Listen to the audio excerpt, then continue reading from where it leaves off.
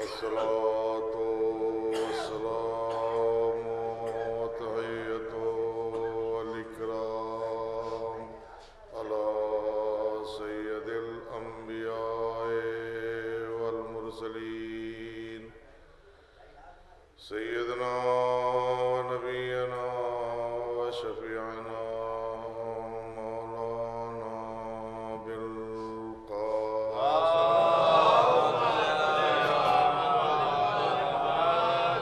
وآله الطيبين الطاهرين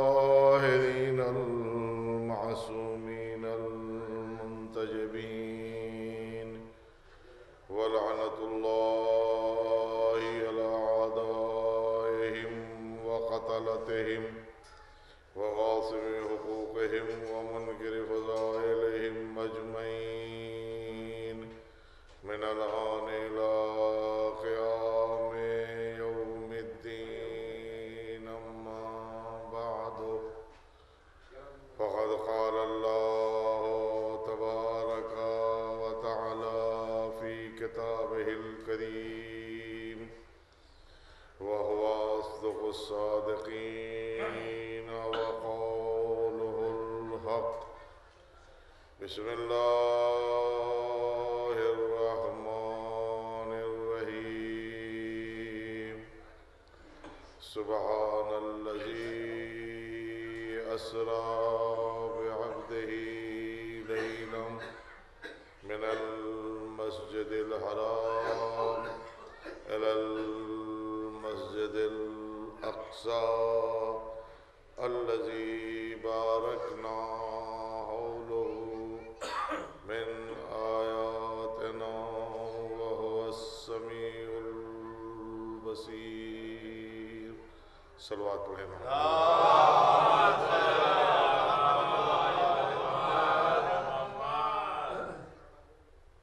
خداوند عالم اپنی پاک و پاکیزہ کتاب میں ارشاد فرما رہا ہے: سبحان الذی اسریٰ بعبدہ لیلا من المسجد الحرام الی المسجد الاقصی. پاک و پاکیزہ ہے وہ ذات جو اپنے بندے کو لے گئی رات و رات مسجد حرام سے مسجد اقصی تک. کس لیے لے گئی؟ الذی بارکنا حولہ لنریہ من آیاتنا،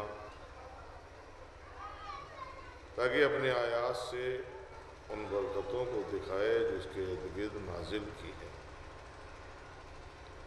انہ هو السمیع البصیر، اور بے شک اللہ دیکھتا بھی ہے، سنتا بھی ہے اور دیکھتا بھی ہے. عزیزان محترم، 15ویں پارے کی پہلی آیت ہے سورہ بنی اسرائیل کی پہلی آیت.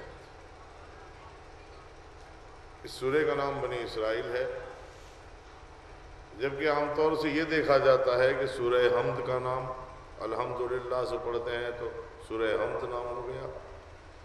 قل هو اللہ سے پڑھتے ہیں، قل اعوذ برب الناس پڑھتے ہیں، یہ چاروں کل ہو گئے.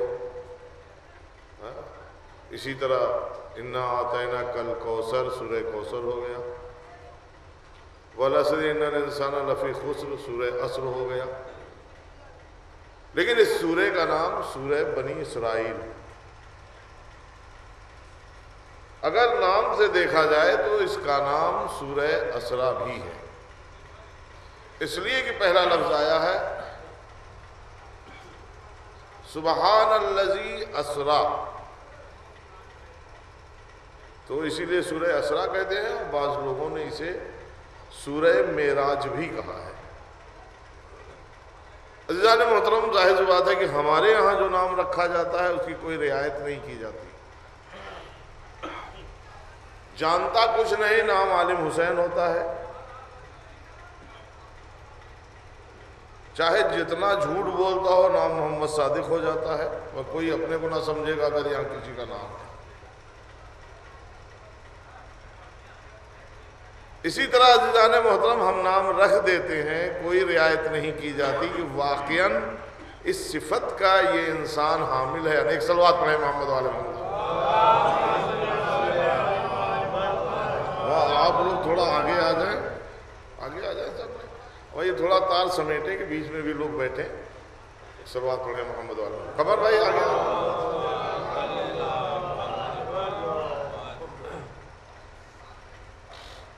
لہذا عزیزان محترم، لیکن اللہ کے یہاں ایسا نہیں ہے. نام دیتا ہے، نام رکھتا ہے تو اسی مناسبت سے نام رکھتا ہے جو نسبت اس میں پائی جاتی ہے. اللہم انی اسألک بحق محمد وانت المحمود. محمود تھا تو نام محمد رکھا، اعلیٰ تھا تو نام علی رکھا، فاطر السماوات تھا نام فاطمہ رکھا، احسان کرنے والا تھا نام حسن اور حسین اور محسن رکھا. ایک صلوات پڑھیں محمد والے.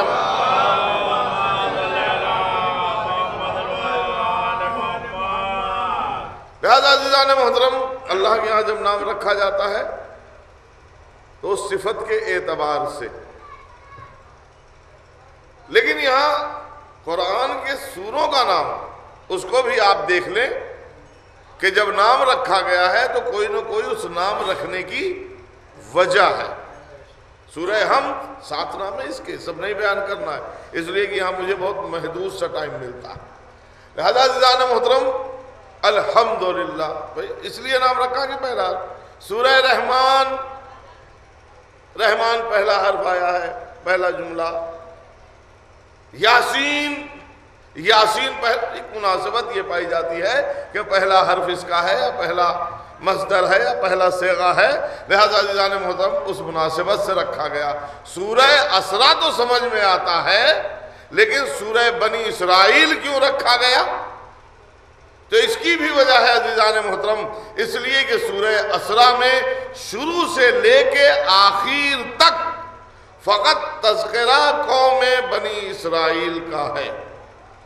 شروع دیکھ لیجئے، ایک آیت سبحان الذی اسری بعبدہ لیلا من المسجد الحرام، صرف یہاں تک. اس کے آگے بڑھیے تو مسجد اقصی کا تعلق بھی بنی اسرائیل سے ہے، اس لیے کہ مسجد اقصی یہ یہودیوں کے ہاتھ میں تھی، وہی بنی اسرائیل ہے.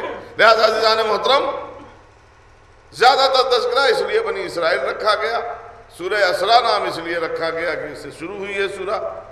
اور سورہ معراج نام اس لیے رکھا گیا کہ اسی آیت سے لوگوں نے معراج کو بھی ثابت کیا ہے، جبکہ معراج کے سلسلے میں دوسری آیات بھی موجود ہیں. ایک صلوات پڑھیں محمد والے محمد.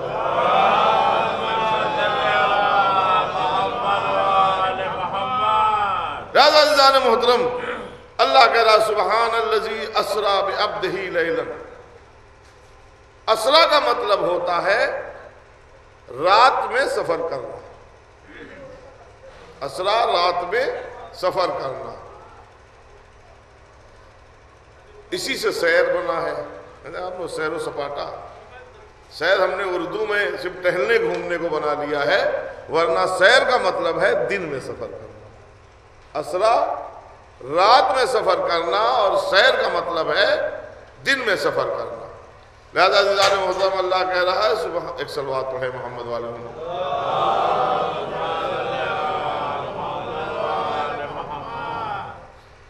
ظاہر بات ابھی تیاری نہیں ہوئی ہے پوری تو ہوتا ہی رہے گا. ایک صلوات پڑھے محمد والے محمد.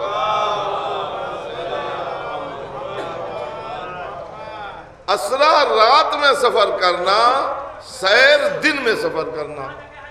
اللہ کیا کہہ رہا سبحان الذی اسری، رات میں اپنے بندے کو لے گیا. عزیزان محترم اس کے بعد جملہ پھر آیا لیلن. تو اس لیلن سمجھ میں نہیں آیا کہ یہ کیوں ایک لفظ زیادہ ہے. ظاہر سی بات ہے کہ دیکھنے میں لگتا ہے کہ لفظ زیادہ ہے، لیکن یہ قرآن ہے، اللہ کی کتاب ہے، اور ایسی کتاب ہے کہ جو معجزہ بن کے نازل ہوئی ہے. کوئی اس میں ایک حرف نہیں، ایک زبر زیر پیش غلط نہیں نکال سکتا. اور یہ کتاب تو ایسی ہے کہ جہاں نازل ہوئی جو اپنے کو عرب سمجھتے تھے، عرب کا مطلب بولنے والا، صاحب زبان، اور دوسروں کو عجم سمجھتے تھے، عجم کا مطلب ہے گونگا، دوسروں کو گونگا سمجھتے تھے اور اپنے کو زبان والا سمجھتے تھے، لیکن جب یہ قرآن نازل ہوا ہے تو خود گونگے ہو گئے سب، اس لیے کہ قرآن اس چیلنج کے ساتھ نازل ہوا ہے کہ اگر تم اپنے دعوے میں سچے ہو تو ایک قرآن ایسے ہی لاؤ، اگر قرآن نہیں لا سکتے تو ایک سورہ لاؤ، اگر سورہ نہیں لا سکتے تو ایک آیت لاؤ۔ ایک آیت بھی آج تک نہ لا سکے اور اس کے بعد گھبرا کے یہ کہا کہ یہ انسان کا کلام نہیں ہے۔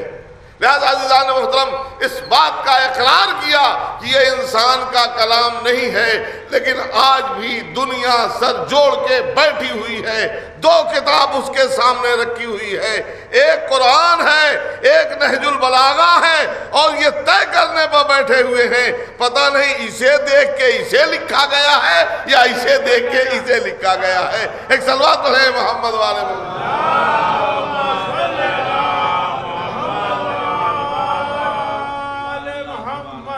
جب صاحب زبان جو اپنے کو زبان والا سمجھتا تھا اس نے یہ اقرار کر لیا کہ یہ انسان کا کلام نہیں ہے، تو پھر یہ نہج البلاغہ بتائے کس کا کلام ہے؟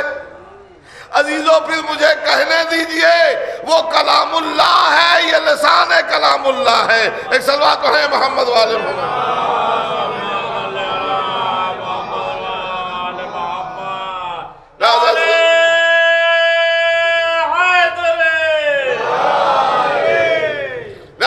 محترم ایک لفظ بھی زیادہ کہیں کہیں لگتا ہے، ایک آیت اور ہم مثال میں دیں گے، یا ایھا الذین آمنوا اطیعوا اللہ واطیعوا الرسول واولی الامر منکم، اے صاحبان ایمان اللہ کی اطاعت کرو، رسول کی اطاعت کرو، اور جو تمہارے درمیان حاکم ہیں ان کی اطاعت کرو۔ لہذا عزیزان محترم اطاعت تین طرح کی، اللہ کی اطاعت، رسول کی اطاعت، اور جو حاکم ہیں ان کی اطاعت۔ اطیعوا کئی بار کہا گیا؟ 2 بار۔ زبان اور ادب کے لحاظ سے پڑھیں تو اطیعوا اللہ والرسول واولی الامر منکم کہیں سے غلط نہیں ہے، ایک اضافہ دکھائی دیتا ہے، اس لیے کہ ایک ادب کی بات یہ ہے کہ ایک ہی عبارت میں 2 لفظ دہرایا نہ جائے۔ شاعر صاحب ہیں بیٹھے ہوئے، یہ بھی بتائیں گے شعر کی بھی یہ خاصیت ہے کہ ایک ہی شعر میں 2 لفظ نہ آنے پائے، لہذا ادب کی بھی یہ خاصیت ہے، ادب کا یہ خاصہ ہے کہ ایک عبارت میں 2 لفظ نہ آنے پائے۔ اور اللہ کیا کہہ رہا؟ اطیعوا اللہ و اطیعوا الرسول، دوسرے اطیعوا کی ضرورت نہیں تھی۔ اور اگر اللہ نے کہہ دیا تو پھر ایک اطیعوا اور بھی بڑھ سکتا تھا، اس لیے کہ اطاعتیں 3 ہیں جو حکم ہو رہا ہے، اطیعوا اللہ و اطیعوا الرسول و اطیعوا اولی الامر۔ جب 3 اطاعتوں کا حکم ہو رہا ہے تو 3 بار کہہ دینا چاہیے، لیکن ظاہر سی بات ہے میں نے عرض کیا کہ یہ قرآن ان زبان والوں کو درمیان نازل ہوا جو اپنے کو صاحب زبان سمجھتے تھے، دوسرے کو گونگا، اور جب قرآن نازل ہوا تو خود اس کے سامنے گونگے ہو گئے، جواب نہ لا سکے، لہذا کیسے کہہ دیں کہ یہ غلط ہے چاہے جتنے بڑے ادیب ہوں، اس لیے کہ جب جواب نہیں لا سکتے تو اس کا مطلب بھی نہیں سمجھتے۔ لیکن سوال یہ ہے کہ لگتا ہے کہ ایک لفظ زیادہ ہے، وہ کیسے لگتا ہے؟ اطیعوا اللہ، اللہ نے آواز دی، دیکھو ہم نے اپنی اطاعت الگ کر لی، اس لیے کہ دونوں اطاعتوں میں فرق ہے، ایک غائب کی اطاعت ہے، ایک حاضر کی اطاعت ہے۔ بھائی غائب کی اطاعت میں منافقت نہیں ہو سکتی، حاضر کی اطاعت میں بھائی کوئی کہے گا کہ صغیر صاحب یہاں بھائی مجلس کیا پڑھ رہے ہیں یہ تو جانتے ہی نہیں، پیٹھ پیچھے۔ غیبت میں انسان جو چاہے کہہ لے لیکن منہ پر سامنے نہیں کہہ سکتا، لہذا حاضر کی اطاعت میں سامنے کھڑا ہو جائے گا، ہم آپ کے مطیع ہیں، ہم آپ کے فرما بردار ہیں، ہم آپ کے چاہنے والے ہیں، ہم آپ کا کلمہ پڑھتے ہیں، چاہے پیٹھ پیچھے انہی کے مقابلے میں دوسری مسجد کیوں نہ بنا رہا ہو۔ یہ قرآن میں واقعہ موجود ہے. لہذا اللہ نے کہا میری اطاعت الگ ہے، ان کی اطاعت. ایک صلوات پڑھیں محمد والے.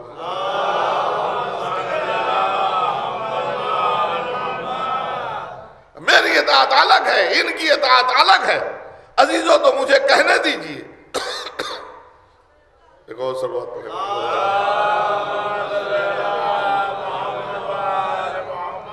اللہ غائب ہے، اس کی اطاعت آ جانا.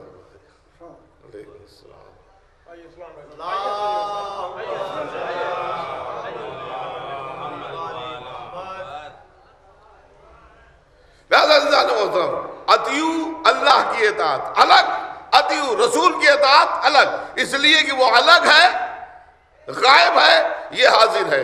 غائب کی اطاعت الگ ہوگی، حاضر کی اطاعت الگ ہوگی. لیکن عزیزان محترم اب اس کے بعد اولی الامر آ گیا.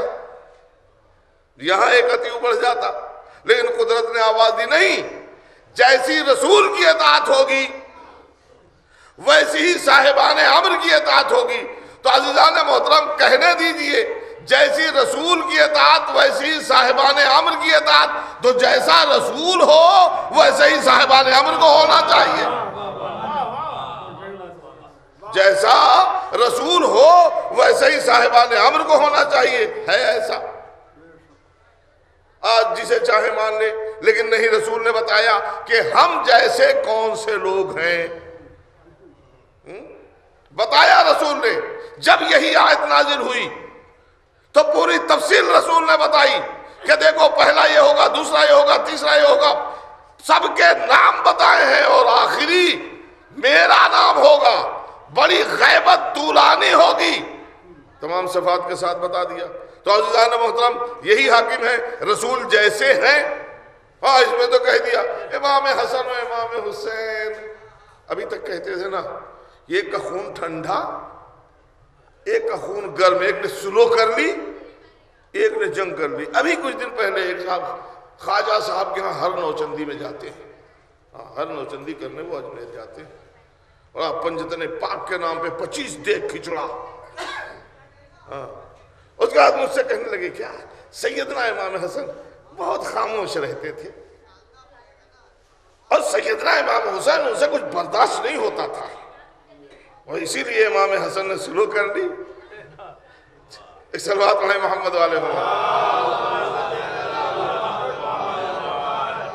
نہ وہ خاموش تھے، نہ یہ بہت جذباتی تھے.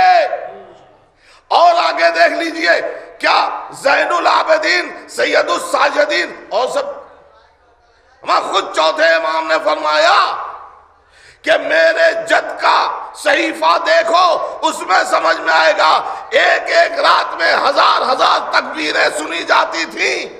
تو کیا مولا کائنات زین العابدین نہیں ہو سکتے؟ مولا کائنات زین العابدین نہیں ہو سکتے؟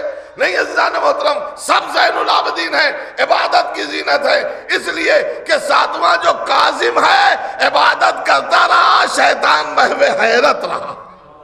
کیسے بھی عابد ہوتے ہیں، پورا انگوٹھا کھا گیا، اس کے بعد بھی عبادت ہوتی رہی. لہذا عزیزان محترم سب زین العابدین ہیں. آپ دیکھ لیجئے محمد باقر، علم کو شگافتہ کرنے والا، کس کے پاس علم نہیں ہے؟ جعفر صادق، سب صادق ہیں، ایسا نہیں ہے، لیکن جیسے جیسے حالات آتے گئے ویسے ہی ویسا لقب ملتا رہا. لہذا عزیزان محترم ورنہ سب کے سب رسول جیسے ہیں.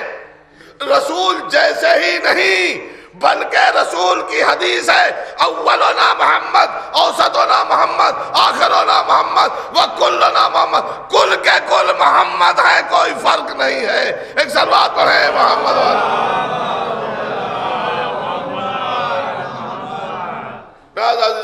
لگتا ہے ایک لفظ زیادہ ہے. اسی طرح اس آیت میں سبحان الذی اسرا، اللہ رات میں لے گیا. پھر بعد میں آیا لیلن. جب اللہ رات میں لے گیا پھر لیلن لانے کی کیا ضرورت تھی؟ سبحان الذی اسرا بعبدہ لیلن، پاک ہے وہ ذات جو رات میں لے گئی اپنے بندے کو لیلن۔ کیا یہ تاکید کے لیے آیا ہے؟ جی نہیں عزیزان محترم، تاکید وقید کے لیے لیلن کی تاکید ہو رہی ہے کہ رات میں لے گیا، لیکن یہ لیلن کہنے کی ضرورت کیا تھی؟ تھوڑا سا اس کا تجزیہ کیا جائے کہ لیلن اللہ نے کیوں کہا، یا زیادہ ہے یا واقعاً ضرورت تھی؟ رات میں لے گیا اللہ، کہاں لے گیا؟ مسجد الحرام سے مسجد اقصی تک۔ یہ مسجد الحرام کہاں ہے؟ مکے میں۔ مسجد الاقصی کہاں ہے؟ فلسطین میں۔ دوری کتنی ہے؟ کم سے کم 2000 کلومیٹر، کم سے کم 2000 کلومیٹر۔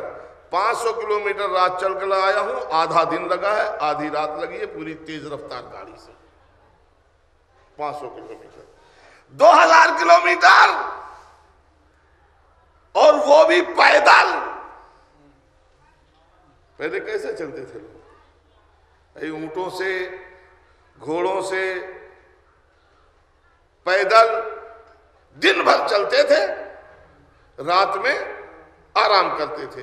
کیوں؟ اس لیے کہ جنگل، صحرا، بیابان، نہ جانے کتنے طرح کے کیڑے مکوڑے، حشرات الارض خود بالوں میں رینگتے ہوئے، ڈر کے مارے لوگ دن میں چلتے تھے، رات میں آرام کا۔ ظاہر بات ہے جن جانوروں سے چلنا ہوتا تھا انہیں کھانا پانی بھی دینا ہے، بھوسی وغیرہ دینا ہے، ایسے بھوکے پیاسے چلیں گے نہیں، لہذا دن میں چلتے تھے۔ اللہ کہہ رہا میں اپنے حبیب کو رات میں لے گیا، تو یہی کیا کمال کم تھا کہ سبحان الذی اسری بعبدہ، اللہ اپنے بندے کو رات میں لے گیا۔ عزیزان محترم، اگر لیلن اللہ نہ کہتا تو لوگ یہ سمجھتے کہ ہم لوگ دن میں چلتے ہیں، رات میں آرام کرتے ہیں۔ یہ رات میں چلے ہیں، دن میں آرام کیا۔ یہ رات بھر چلتے تھے، دن میں آرام کرتے تھے، اپنے اعتبار سے نتیجہ نکال لیتے، لیکن قدرت نے آواز دی، یاد رکھنا کئی رات نہیں لگی ہے۔ سبحان الذی اسری، بندہ کو لے گیا اللہ رات میں۔ کتنی راتیں لگی؟ لیلن، ایک رات لے بھی گیا لے بھی آیا۔ ہو سکتا ہے ایسا؟ نہیں بتایا نا میں نے، بہت تیز گاڑی چلا کے لایا ہے جو لڑکا لا رہا تھا بنارس تک، 100-110 کی سپیڈ سے۔ آدھا دن لگا، آدھی رات لگی۔ 2 بجے چلے ہیں، 1 بجے بنارس پہنچے۔ لہذا عزیزان محترم 500 کلومیٹر، 2000 کلومیٹر نہیں، بلکہ اللہ لے گیا اور صبح رسول مدینے موجود ہے۔ اس کا مطلب ہے کہ اللہ لے بھی گیا، واپس لایا بھی، تو 4,000 کلومیٹر۔ کیا اتنی تیز اس سستی کے زمانے میں؟ بھئی آج تو ہے نا ٹرین بننے والی ہے، طے ہو رہا ہے کہ یہاں سے یہاں تک کتنے گھنٹے میں پہنچا دے گی، اتنے منٹ میں پہنچا دے گی، لیکن ابھی بننے والی ہے۔ 400 کلومیٹر کی سپیڈ سے چلے گی، 250 کلومیٹر کی سپیڈ سے چلے گی۔ اس زمانے میں کیا تھا؟ پیدل لوگ چلا کرتے تھے، اور ظاہر سی بات ہے جو اونٹ وغیرہ چلتے تھے تو وہ بھی کیا آدمی کی سپیڈ سے زیادہ تھوڑی نہ چلتے تھے، وہی پیدل والی سپیڈ۔ لہذا عزیزان محترم، اتنی دوری کو طے کرنا کیا ممکن ہے کہ رات ہی میں انسان جائے اور واپس آ جائے؟ ہو ہی نہیں سکتا صاحب۔ خواب میں گئے تھے، کسی نے کہہ دیا ہمارے گھر سے گئے تھے، ہم جانتے ہیں خواب میں گئے تھے۔ اما اللہ کہہ رہا ہے سبحان الذی اسری بعبدہ لیلا من المسجد الحرام، اللہ کہہ رہا ہے ہم اپنے گھر سے لے گئے تھے، یہ کہہ رہی ہیں کہ ہمارے گھر سے گئے تھے۔ اب اللہ کی مانے یا ان کی مانے؟ ایک صلوات پڑھیں محمد والے محمد۔ لہذا عزیزان محترم، اللہ لے گئے، کیا ہو سکتا ہے 4000 کلومیٹر ایک ہی رات میں جائے انسان چلا آئے؟ نہیں عزیزان محترم، اس سے جلدی ہو سکتا ہے۔ کیسے؟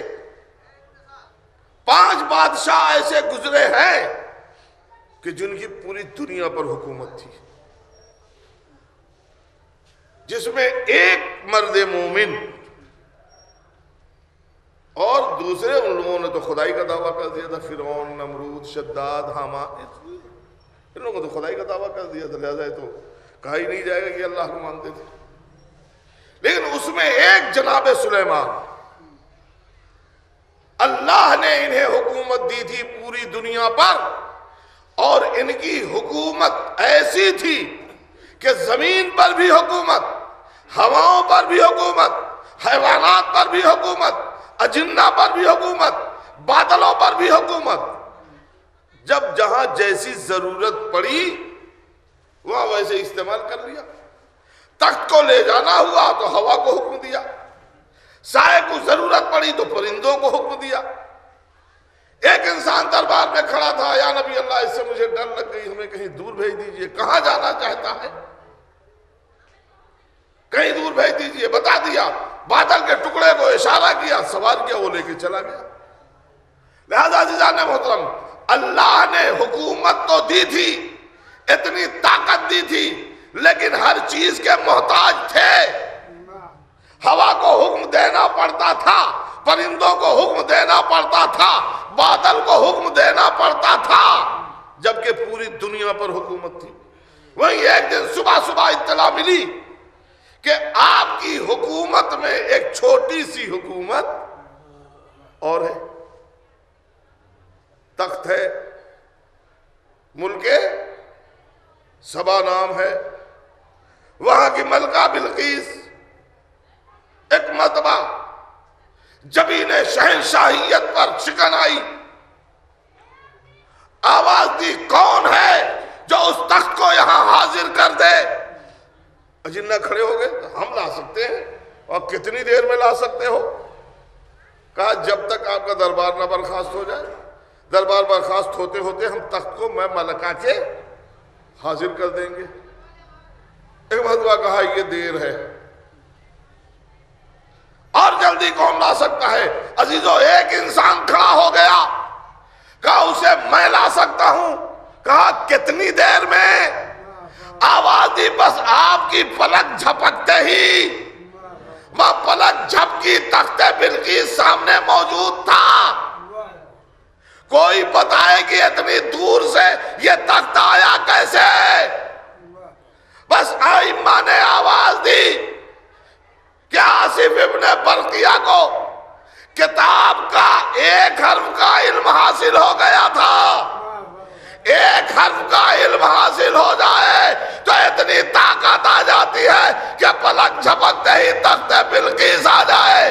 تو اگر کل کتاب کا علم آ جائے تو آسمان کی بلندیوں کو روت کے آ جائے گا، بستر بھی گرم رہے گا، زنجیریں در بھی ہلتی رہے گی، پانی بھی بہتا رہے گا۔ ایک صلوات پڑھیں محمد والے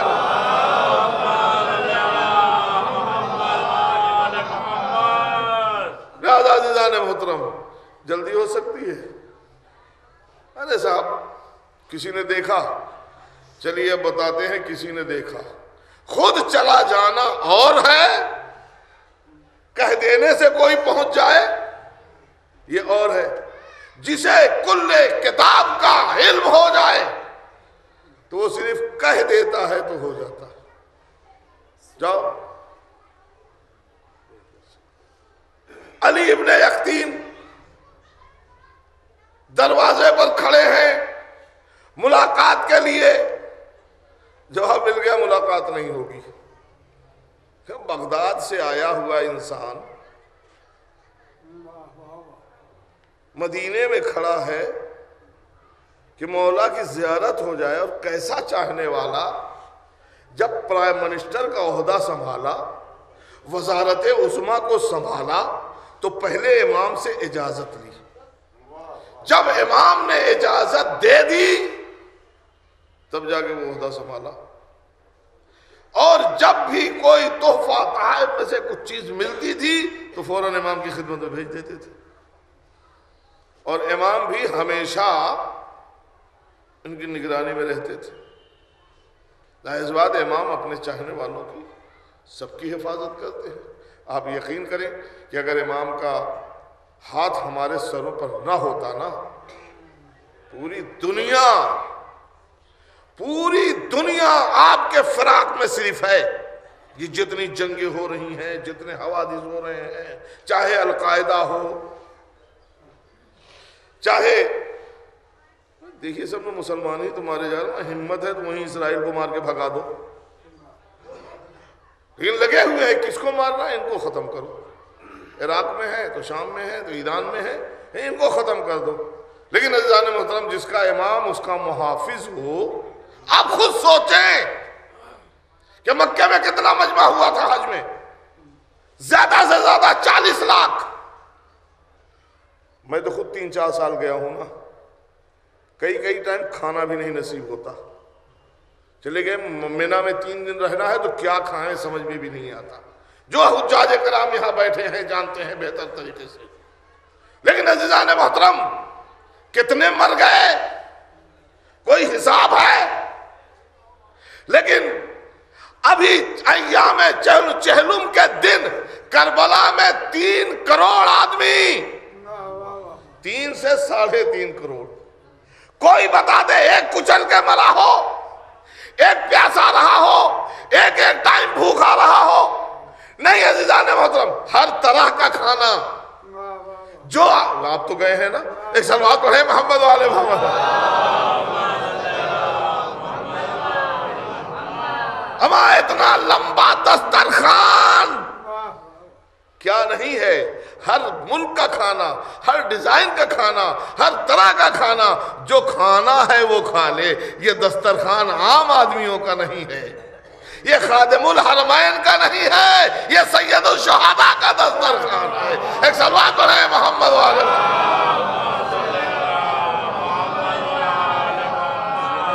ہمارا 40-50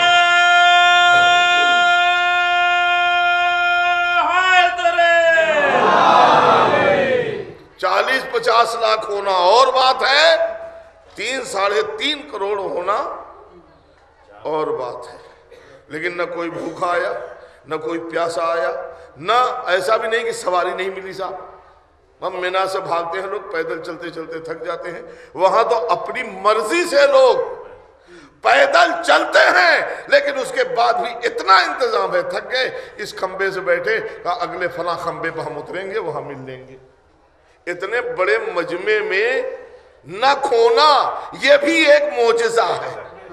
وہاں مکے میں کھو جاتا ہے انسان، 3 دن تک ملتا نہیں، خود میں نے دیکھا ہے۔ لہذا عزیزان محترم، ظاہر سی بات ہے کہ جس کا حق ہے اسے دے دو، پھر کوئی نہیں مرے گا۔ بھائی متولی خانہ کعبہ کون تھا؟ تاریخ اٹھا کے دیکھ لو، ابرہہ کی آنکھوں میں آنکھیں کہہ کے بتا دیا متولی ہوں، مالک نہیں ہوں۔ اس کا مالک ہے، بچا لے گا، اور مالک نے بچا لیا۔ ایک صلوات پڑھیں محمد والے۔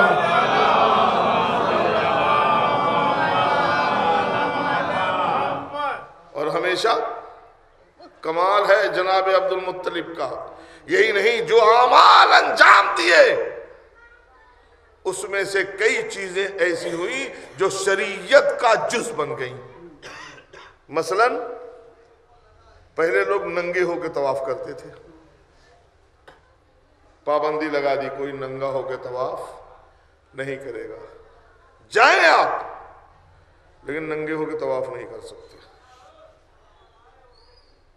پہلے آج جائیے زیارت کرنے لوگ جاتے ہیں نا، زری پکڑ لیا تو اب چھوڑنے کا دل نہیں کہتا۔ پہلے یہی حال خانہ کعبہ کا تھا، اور تو کچھ تھا نہیں، نہ مسجد النبی تھی، نہ صرف ایک عدد خانہ کعبہ تھا۔ ہر طرح کے لوگ اس میں آتے تھے، جن کے اللہ رکھے ہوئے تھے وہ بھی آتے تھے، جن کے اللہ کا گھر تھا وہ بھی آتے تھے، سب آتے تھے۔ لیکن عزیزان محترم اب آ گئے ہیں، ابھی بھی تو ایک ہی بار جانا ہوتا ہے، آ گئے ہیں تو جتنی منت مان کے آئے ہوں 100 مرتبہ چکر لگائیں گے، اب وہی چکر لگائے جا رہے ہیں۔ خانہ کعبہ آزاد ہو ہی نہیں رہا، بس کچھ لوگ ہیں وہی چکر لگائے جا رہے ہیں۔ لہذا پابندی لگا دی کہ 7 بار سے زیادہ کوئی نہیں کرے گا۔ لہذا حج کے ارکان میں طواف کا 7 بار اللہ نے معین کر دیا عبد المطلب کے معین کرنے کے بعد۔ لہذا جن کا خانہ کعبہ جو متولی ہیں ان کے حوالے کر دو، نہ پانی کی کمی ہوگی۔ اب تم پانی نہیں پلا سکتے، انہوں نے کنویں میں کھجور ڈال دی تھی، جتنے حاجی آئے میٹھا پانی پیے۔ ایک صلوات ہے محمد والے میں۔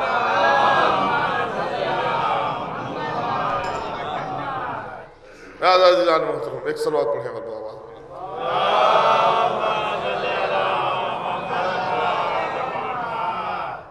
اللہ کہہ رہا ہے مسجد الحرام۔ یہ مسجد الحرام کیا ہے؟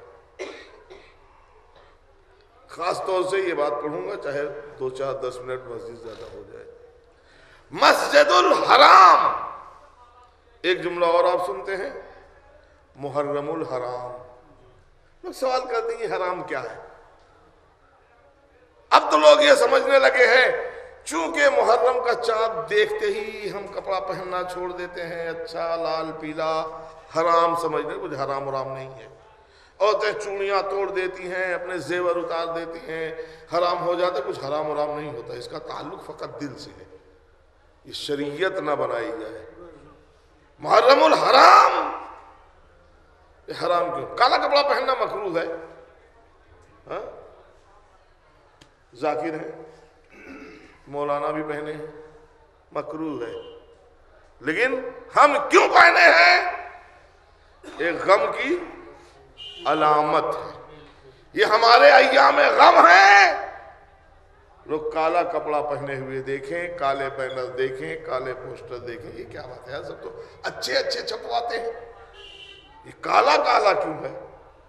تاکہ انہیں تشویش ہو، پوچھیں تو ہم بتائیں کہ ہم کیوں کالا پہنے۔ لہذا کالا کپڑا پہننا مکروہ، لیکن اس ایام میں سب پہنتے ہیں، اس لیے کہ اس کا تعلق دل سے ہے۔ ہمارا دل نہیں کہتا کہ لال پیلا ایسا کپڑا پہنے۔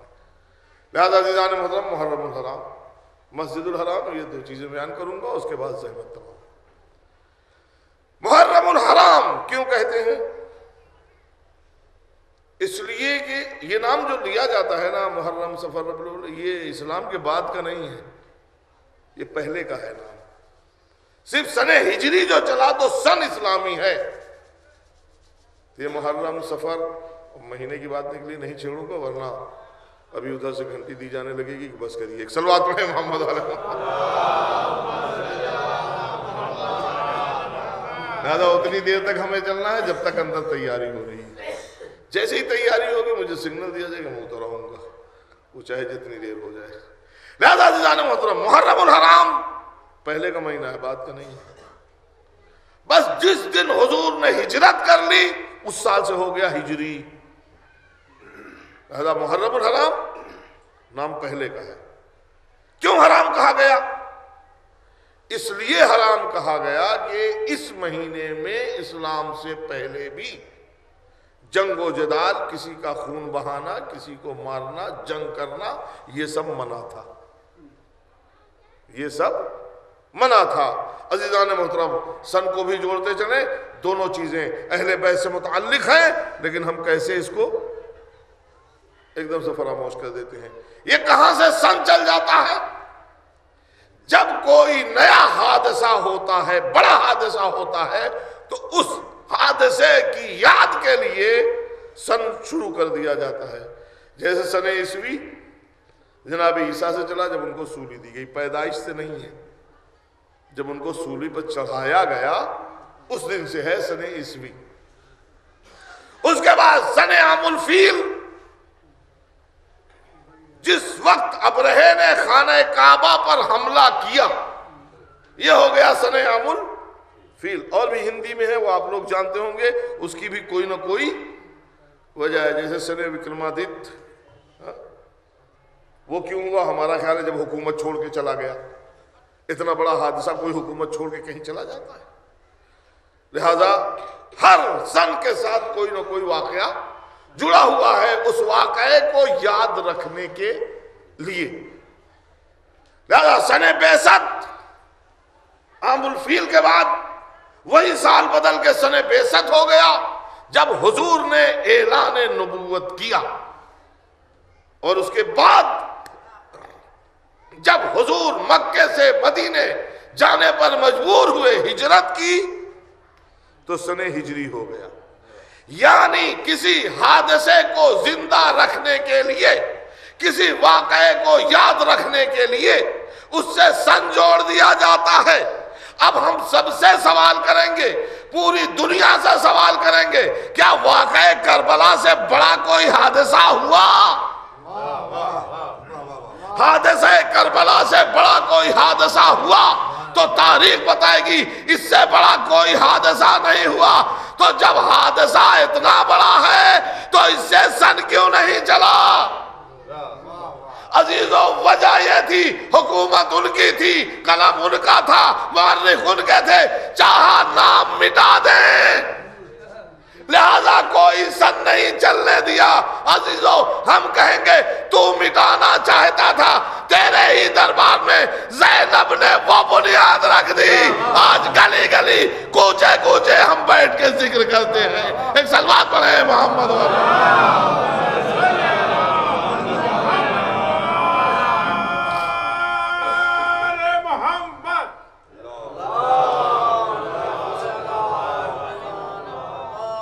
عزیزان محترم، محرم الحرام حرام کیوں ہے؟ اس لیے کہ اس مہینے میں جنگ و جدال یہ سب حرام تھا۔ مسجد الحرام ایک خاص طور سے ایک پیغام ہے نوجوانوں کے لیے، ان والدین کے لیے جن کے بچے سعودیہ میں رہتے ہیں یا جو جانے والے ہوں، شوق رکھتے ہیں جانے کا، کمانے کے لیے، عمرہ کرنے کے لیے نہیں۔ ذوالفقار صاحب بھی بیٹھے ہوئے ہیں اور بھی یہاں کچھ لوگ ہوں گے جو گئے ہیں، پلٹ کے آئے ہیں۔ چونکہ ایسے واقعات میں نے خود دیکھے ہیں، اس لیے یہ حکم دیتی ہے، ذمہ داری ہے کہ آپ لوگوں کے سامنے بیان کیا جائے۔ مسجد الحرام کیوں ہے؟ بہت ٹیڑھا قانون یہاں کا ہے۔ میں مکے میں پہنچا، وہاں سے ایک فون آیا، مولانا صاحب آپ آئے ہوئے ہیں حج کرنے کے لیے۔ ہم نے کہا ہاں، کہاں ہیں؟ یہاں پہ ہیں۔ بولو ابھی آتا ہوں۔ کہاں رہتے ہو؟ کہا جدہ میں۔ ہم نے کہا یہ نانی جی کا گھر نہیں، اللہ کا گھر ہے۔ کیا مطلب؟ ہم نے کہا یہاں ایسے نہیں آیا جاتا۔ جو لوگ رہتے ہیں یا جو لوگ آئے ہیں یہاں مجلس میں ہیں، ان لوگوں کے لیے خاص طور سے، اور جو والدین یہاں ہیں جن کے بچے یہاں، اللہ کا گھر ہے، یہاں ایسے ہی نہیں آیا جاتا۔ پہلے جائیے میقات پر احرام باندھیے۔ احرام کیا ہوتا ہے؟ اپنے اوپر سب کچھ حرام کیجئے، تب آئیے گا مسجد الحرام۔ اس لیے کہ وہاں پر سب کچھ حرام ہے، نہ ایک پتی توڑ سکتے ہیں، نہ ایک چینٹی مار سکتے ہیں۔ یہ تو یوں ہے نا، اب تو اتنا فرش وغیرہ ہو گیا، نہ چینٹی ہے نہ پتی ہے، ماربل بچھا ہوا ہے یہاں سے وہاں تک۔ بس ٹھیک ہے، آپ کے بدن میں تو حیوانات ہیں، کیا کریں اب، اس کو بھی نہیں مار سکتے۔ آپ کا خون چوس رہی تھی، آپ نے سوچا چلو بھائی یہاں نہیں ماریں گے، اپنے بدن میں کہیں چھوڑ لیں کہ باہر چل کے مار دیں گے۔ جی نہیں، جہاں ہے وہیں چھوڑ دیجئے اسے۔ اس حد میں جب تک حالت احرام میں ہے، احرام پہنے ہوئے ہیں۔ احرام ہے کیا چیز؟ فقط 2 عدد لنگی ہے اور کچھ نہیں، وہ بھی سوتی، ایک طرح کی سفید جس سے دنیا ڈرتی ہے۔ ہمارے یہاں ہوگے تو ویسے ہی سوتی ہو اور ایک دم سفید ہو، 2 ٹکڑا ہو، ایک اوڑھ لو ابھی سر نہ ڈھکنے پائے، اور ایک لنگی باندھ لو۔ کیسے باندھو؟ اللہ کی بارگاہ میں آ رہے ہو، لنگی میں بھی گرہ نہیں ہونی چاہیے۔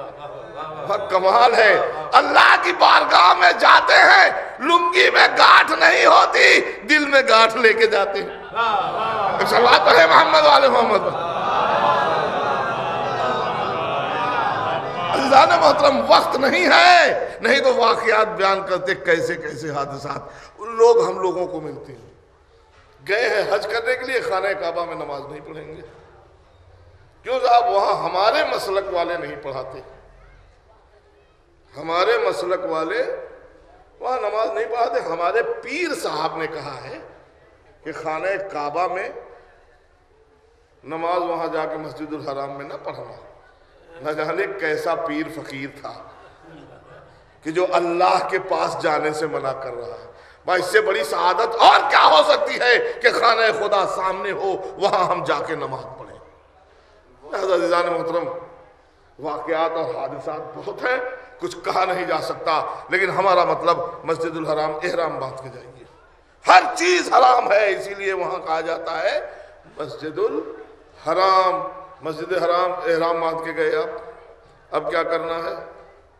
جائیے پہلے اللہ کے گھر کا طواف کیجیے. اللہ کے گھر کا طواف کرنے کے بعد 2 رکعت نماز پڑھیے. 2 رکعت نماز پڑھنے کے بعد جائیے پانی وانی بھی پیجیے گا. اللہ نے بولا ہے اپنے گھر, یہ اللہ کے مہمان ہے نا. وہاں ایسا پانی بہ رہا ہے کہ جہاں پانی تھا ہی نہیں, اور جب جناب اسماعیل کی ایڑیوں کے پاس سے پانی بہا تو آج تک پوری دنیا پیتی ہے. تو روایت میں ہے اب نماز پڑھ چکے تو جائیے تھوڑا پانی انہیں پیجیے, ہاتھ منہ دھوئیے, تھوڑا سا سینے انہیں پہ ملیے, سر پہ بھی ملیے, شفا ملے گی. اس کے بعد جائیے صحیح کیجیے. صحیح کرنے کے بعد تقصیر کیجیے. اب احرام اتر گیا لیکن ہر چیز حلال نہیں ہو گئی, اس لیے کہ ابھی بھی شادی نہیں کر سکتے. ہاں ابھی بھی میاں بیوی ایک نہیں ہو سکتا. خاص طور پہ جو یہاں تک لایا ہوں, ہم بوڑھے ہو گئے ہیں مولانا,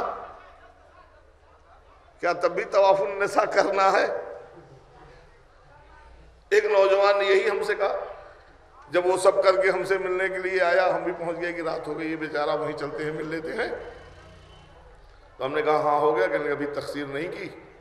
لو ہمیں نے تقصیر کر دی. ہم نے کہا طواف النساء, کہ وہ تو شادی کے بعد ہوتا ہے نا.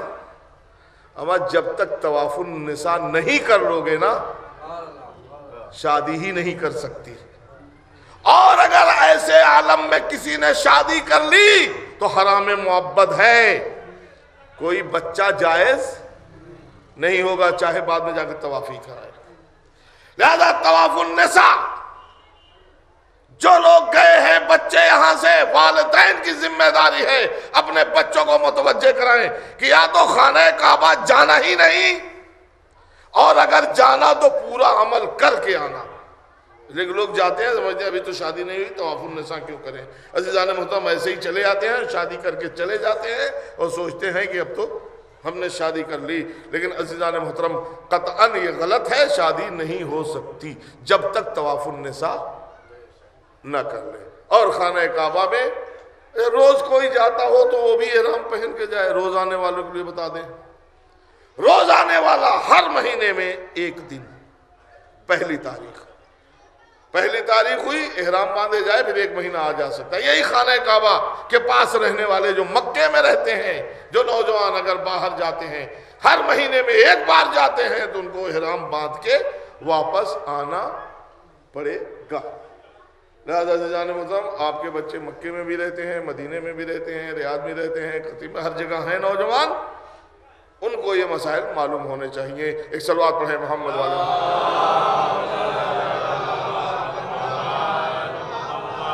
تو عزیزان محترم محرم الحرام, جنگ حرام, مسجد الحرام ایک چیٹی بھی نہیں مار سکتے. لیکن اہل بیت کے ساتھ کیا زیادتی ہوئی؟ واقعہ کربلا 10 محرم 10 محرم ہے نا, جنگ و جدال حرام ہے, منع ہے. خون بہانا حرام ہے, منع. آج سے نہیں, پرانے زمانے سے. لیکن حادثہ کربلا محرم ہے. مسجد الحرام پورا ارادہ یہی تھا کہ مسجد الحرام میں حسین کا خون بہا دیا جائے. لیکن محافظ حرم, آپ خود سوچئے کہ جس دور میں پوری دنیا ٹوٹ کے خانہ کعبہ کی طرف جا رہی ہو, اور حسین خانہ کعبہ کو الوداع کہہ رہے ہیں. کیوں؟ حسین نے آواز دی, اے اللہ کے گھر, تیری حرمت کا پاسبان ہوں, اپنے خون سے تیری حرمت کو پامال نہیں ہونے دوں گا. لہذا حسین نے حج کو عمرے سے بدلا اور ایک انجان منزل کی طرف چل کر. عزیزان محترم، ظاہر سی بات ہے کہ ہم لوگ کہہ دیتے ہیں انجان منزل یا پڑھ دیتے ہیں کوفے کی طرف، لیکن حسین تو مدینے سے کہہ کے چلے تھے نا، میرے لال عراق کی طرف نہ جانا، تیرے نانا سے سنا کرتی تھی میرا لال عراق کی سرزمین پر قتل ہوگا. تو حسین نے یہی کہا تھا نا، نانی جان جو نانا نے کہا ہے وہ ہوگا. لہذا اس حسین کو معلوم تھا کہ ہمیں جانا کہاں ہے. ظاہر سی بات ہے جب امام حسین کے پاس ہزاروں کی تعداد میں خطوط آ رہے تھے تو جناب مسلم کو بھیجنے کے بجائے خود حسین چلے جاتے، اسی وقت لوگ بیعت کر لیتے. جو 18,000 یا 40,000 لوگوں نے بیعت کی، جناب مسلم کے ہاتھوں پر وہ بیعت توڑ دی، امام حسین خود پہنچ گئے ہوتے. لیکن نہیں، حسین کو معلوم تھا کہ ہمیں کہاں جانا. لہذا حسین اپنی منزل کی طرف بڑھ رہے اور آپ 2 مہینہ، تقریباً 2 مہینہ 1 دن آج ہو گیا ہے، آپ اسی یاد کو منا رہے ہیں. آج کیا یاد منا رہے ہیں؟ یہ جو 28 رجب کو قافلہ مدینے سے نکلا تھا، آج واپس آ رہا ہے. لیکن نکلا تھا تو کس شان سے نکلا تھا اور واپس آ رہا ہے تو علی کی لاڈلی بیٹی جناب ام کلثوم کا نوحہ ہے. مدینہ تو جدنا لا تقبلینا، اے میرے نانا کے مدینے میرے آنے کو قبول نہ کرنا. اس لیے کہ جب ہم یہاں سے گئے تھے تو ہمارے سروں پر وارثوں کا سایہ تھا، اور جب واپس آئے ہیں تو وارثوں کا سایہ نہیں ہے. جب ہم گئے تھے تو ہماری گودیاں آباد تھیں، اب ہم آئے ہیں تو ہماری گودیاں اجڑ چکی ہیں. عزادارو، لیکن جب حسین مدینے سے نکلے تھے تو کس شان سے نکلے تھے؟ بہن، 2 میدان ہوگا، ایک میدان کربلا، ایک میدان شام. حسین نے بھی آواز دی تو زینب نے جواب دیا کہ بھیا میدان کربلا تیرے حوالے، میدان شام میرے حوالے. ظاہر سی بات ہے عصر عاشوراء جب حسین کا کام ختم ہو گیا، حسین اپنی ذمہ داری پوری کر چکے، تو اب زینب حسین بن کے کھڑی ہوئی. لیکن عالم کیا ہے؟ کربلا سے کوفہ، کوفہ سے شام، ہاتھ پسے گردن سے بندھے ہوئے سر برہنہ، اور یہ لٹا ہوا قافلہ چلا جا رہا ہے. منادی ندا دیتا ہوا جا رہا ہے کہ سب آئے، آل محمد ہیں، محمد کی بیٹیاں ہیں، نواسیاں ہیں، جسے تماشا دیکھنا ہو آ جائے. ہر جگہ تماشا دیکھا گیا، لیکن شام کا منظر کچھ اور تھا. جب یہ لٹا ہوا قافلہ شام پہنچا ہے تو یزید نے منادی کرا دی، پوری بازار میں آئینہ بندی کرائی گئی. عزادارو سنتے رہتے ہیں نا، آئینہ بندی کرائی گئی. یہ آئینہ بندی کیا ہے؟ بڑے بڑے شیشے دیواروں پر لگا دیے گئے. جو مجمع آئے گا سیدھے تماشا نہیں دیکھ سکتا، تو آئینے میں دیکھ لے. اپنی جگہ سے جہاں کھڑا ہے وہاں سے اہل حرم کا تماشا دیکھ لے. عزادارو، یہی پر میرا دل کہتا ہے جب سب تماشا دیکھنے والے جدھر رخ کر لیں ادھر اہل حرم کے لٹے ہوئے قافلے کا تماشا دیکھ سکتے ہیں. تو آئے زینب جدھر رخ کرتی ہوگی،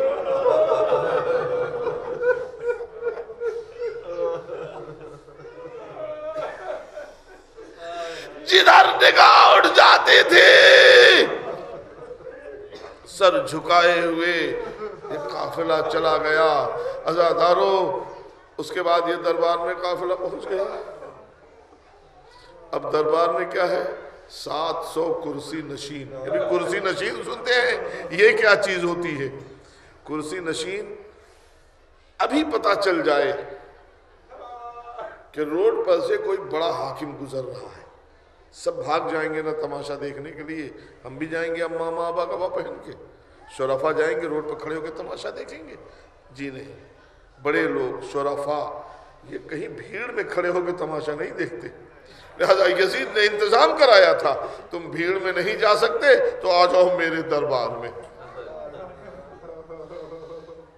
اور جب دربار میں پہنچے، زینب کی ذمہ داری ہے دربار کو بھی فتح کرنا، بازار کو بھی فتح کرنا، لیکن عزادارو بازار سے تو سر جھکا کے زینب چلی آئی، اس لیے کہ جدھر نگاہ پڑتی تھی اپنی صورت دکھائی دیتی تھی، عجیب اجڑا ہوا حال دکھائی دیتا تھا، لہذا سر جھکا کے زینب چلی آئی۔ لیکن اب دربار میں یزید نے کہنا شروع کیا، اللہ نے عزت دی، انہیں ذلیل کیا۔ ایک مرتبہ زینب گویا ہوئی، اے ملعون تو کہتا ہے، اے طلقاء کے بیٹے، اے آزاد کردہ کے بیٹے، رسول خدا نے آزاد کیا تھا اس کے باپ کو، ابو سفیان کو، دادا کو، تو کہتا ہے عزت تجھے ملی، عز و منتشا تو ذل و منتشا، اللہ جسے چاہتا ہے عزت دیتا ہے، تو دربار میں تخت پر بیٹھ کے سمجھ رہا ہے اللہ نے تجھے عزت دی۔ ایک سوال ہے، بتا ابھی اسی دربار میں اگر رسول آ جائیں تیرے پاس بیٹھیں گے یا میرے پاس بیٹھیں گے؟ رسول آ جائیں، ساس و کرسی نشین رسول آ جائیں، یہ عورت کہہ رہی ہے، اور یزید بول نہیں پا رہا ہے اس عورت کے سامنے جو قیدی ہے، ہاتھ میں سے گردن سے بندھے ہوئے ہیں، سر برہنہ ہے۔ پوچھ لیا یہ کون ہے، پوچھ لیا یہ کون ہے؟ کس نے پوچھا؟ کسی مسلمان نے نہیں پوچھا، سفیر روم نے پوچھا، اے یزید یہ کون ہے؟ آواز دی، علی کا نام نہیں لیا، علی کو تو سب پہچانتے ہیں نا، کہا فاطمہ کی بیٹی ہے، کیونکہ رسول کا نام سن نہیں پاتا کہ رسول آئے کہاں بیٹھیں گے، ہمارے ساتھ بیٹھیں گے یا تیرے ساتھ بیٹھیں گے؟ یہ قیدی ایسے کہہ رہی ہے، کس کے بیٹے ہیں؟ فاطمہ کے بیٹے ہیں۔ سر مبارک سے بے ادبی کر رہا تھا، ہوتے بدر و احد والے، کیا فاطمہ کے بیٹے؟ کون فاطمہ؟ وہی جو رسول کی بیٹی تھی۔ اے یزید وائے ہو تجھ پر، ہم تو نبی کی خاندان کے ہیں، 40 پشتیں گزر چکی ہیں، لیکن ابھی بھی میری سواری گزرتی ہے تو میرے گھوڑوں کے ٹاپوں کی مٹی اٹھا کر لوگ اپنے سروں پر ڈالتے ہیں۔ یہ تو رسول کی بیٹی کا بیٹا، 700 کرسی نشین کھڑے ہو گئے، اے یزید اہل بیت کا تماشا دیکھنے کے لیے بلایا تھا، قتل کر دو اسے۔ ایک مرتبہ جب قتل کا فتویٰ صادر ہوا، کھڑا ہو گیا، کہا سمجھ گیا میں، کیا سمجھ گئے؟ کہا آج رات میں رسول کو خواب میں دیکھا تھا۔ کیا خواب میں دیکھا تھا؟ کہا جنت کی بشارت دے رہے تھے، ابھی تک میں سوچ رہا تھا مسلمانوں کا رسول اور میں عیسائی، مجھے جنت کی بشارت کیوں دے رہے ہیں؟ اب سمجھ میں آ گیا کہ رسول نے مجھے جنت کی بشارت کیوں دی۔ کہا قتل کر دیا جائے۔ ایک مرتبہ سر حسین کی طرف متوجہ ہوا، مولا گواہ رہیے گا، لا الہ الا اللہ۔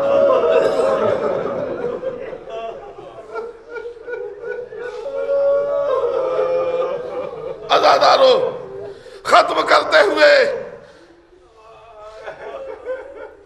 قید خانے میں یہ قافلہ قید کر دیا گیا۔ ایک مدت کے بعد رہائی کا حکم ملا۔ عزادارو جب رہائی ملتی ہے تو قیدی اپنے گھر سیدھے جاتا ہے۔ ہاں قانون ہند ہے، جب کوئی قیدی جس کا کوئی ملنے والا نہ آیا ہو، اس کے ہاتھ پر ایک مہر لگا دی جاتی ہے۔ وہ مہر ایسی ہوتی ہے کہ 24 گھنٹے میں جہاں چاہے کسی بھی گورنمنٹ سواری سے جا سکتا ہے۔ ٹکٹ یہ دیکھ لو، ہم قید خانے میں تھے، ہمارے پاس کچھ نہیں ہے، ٹرین میں بیٹھ جائے، بس میں بیٹھ جائے، وہی 24 گھنٹے میں اپنے گھر پہنچ جائے۔ اے عزادارو، اس کا مطلب ہے قیدی جب قید خانے سے چھوٹتا ہے تو اسے اپنے گھر جانا چاہیے۔ اے زینب اولیاء مقام، قید خانے سے رہائی ملی، ابھی بھیا کا ماتم نہیں کیا ہے۔ آخر وجہ کیا ہے عزادارو؟ سال بھر میں عالم یہ تھا، کوئی بی بی آئی، اے بی بی ایک بچی حسین کا نام لے کے روتی ہے، اس سے منع کر دیجئے، میرے آقا کا نام لے کے نہ رویا کرے۔ کوئی بی بی کھانا لے کے آئی، اے بی بی میں نے آقا حسین کی نظر مانی تھی،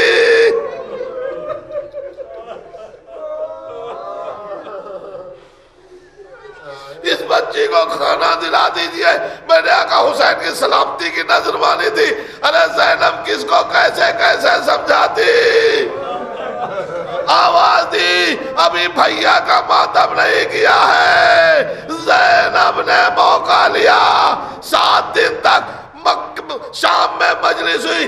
عالم یہ ہے وہی بیویاں جو سرخ و سفید پہن کے آئی تھی تماشا دیکھنے کے لیے، جو آئینے میں تماشا دیکھ رہی تھی، وہی ہاتھ جوڑ کے کھڑی ہیں، کالے کپڑے پہن کے آئی ہیں۔ اے بی بی مجھے معلوم نہیں تھا، آپ کون ہے معاف کر دیجئے۔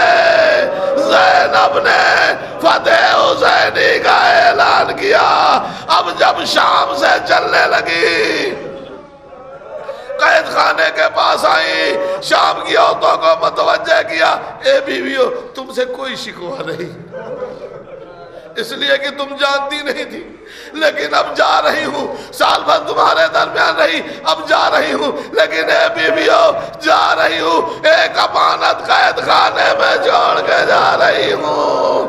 ارے کبھی آنا، چراغ جلا دینا، اے عزادارو، اے سکینہ، قافلہ جا رہا ہے، مدینے نہ چلو گی، عجب نہیں قبر سکینہ سے آواز آئی ہو، پھوپھی اماں